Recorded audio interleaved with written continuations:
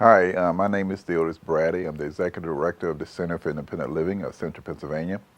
I'm in a unique situation, so I wanted to provide some comments about what is happening with the administration and the changes they are creating for the lives of people with disabilities. I'm in a unique situation. Not only am I a provider, but I am also a person with disabilities. I've been a person with disability for over 30-some years due to a football accident.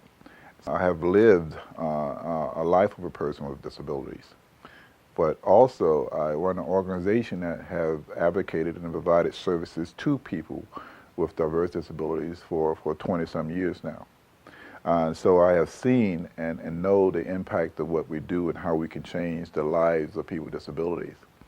But lately, in regard to the changes that has come down from Office of OLTL and the administration, is dramatically impacting negatively the lives of people with disabilities. When you eliminate providers and you don't have choice to go to another provider when the provider is doing something wrong or have created a situation where you two cannot get along anymore, what happens? Usually a person with a disability like myself will feel like they don't have any place to go, and they are forced to be treated whatever way that particular organization want to treat them. That's what happened when you have limited choice. You have to receive the services that are being given to you. When you have to receive the services that are being given to you, you don't have the choice to go somewhere else. You are being mistreated. That's the reason why we have competitive businesses out here. If a consumer want to go somewhere else based on getting better quality of services, they have that choice. What the administration is doing is eliminating that choice. And so when that happens, people get mistreated. People with disabilities get abused. People with disabilities go without needed services because everyone want to have their rights and abilities protected. Essentially, what the administration is currently trying to do is to eliminate 37 providers and reduce those down to 1 or 3. That is eliminating choice for people with disabilities.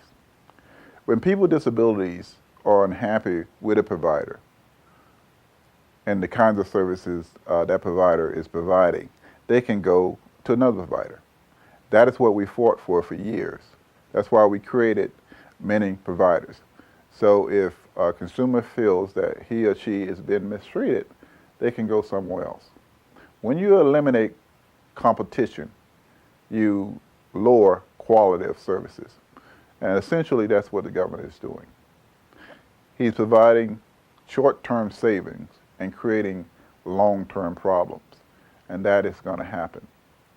People with disabilities deserve to have choice to where they go and when they are being mistreated or being treated unfairly, they can choose another provider. That will not happen. And over the years, we have fought very hard to create provider choice, consumer choice.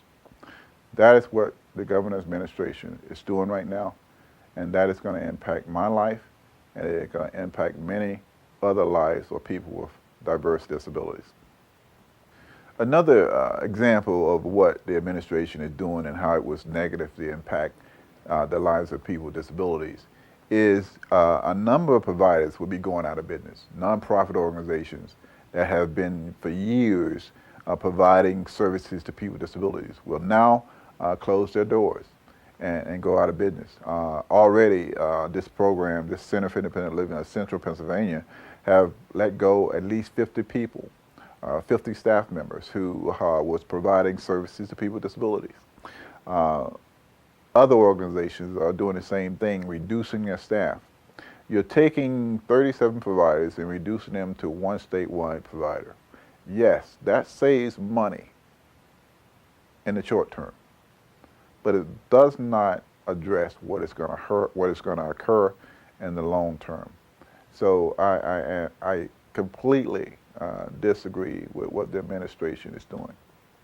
If, in fact, they would have brought people with disabilities in, brought them to the table, and listen to some of the stuff that we are constantly saying, and we have said this to many administrations before the Corbett administration, then we could have talked and came up with better solutions. This particular solution is bad, and it's going to continually create problems on down the road that this administration did not prepare for.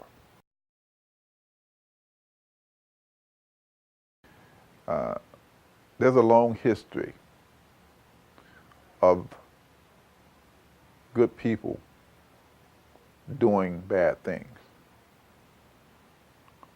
Good intentional people, and I look at Governor Corbett as someone who has good intentions but doing bad things based on lack of information. People with disabilities live with their disabilities, and they are the ones who know, in fact, the kinds of things that affect them on a day-to-day basis. Good people without disabilities don't always know what to do in regard to how to positively impact the lives of people with disabilities. That's why you need the right kind of input. That's why you need to talk to people with disabilities and groups and organizations that represent people with disabilities. You gotta be equipped with the right information in order to make the right decisions. And right now, he don't have the right information to make the right decisions. So therefore, he's making some very bad decisions that's gonna impact people with disabilities for a long time to come. So he got good intentions, but he's making bad decisions. So if he was right here in front of me, and hopefully maybe he would hear this, I would say seek out the right information from the right people and not listen to those who believe they have the right position to make these decisions.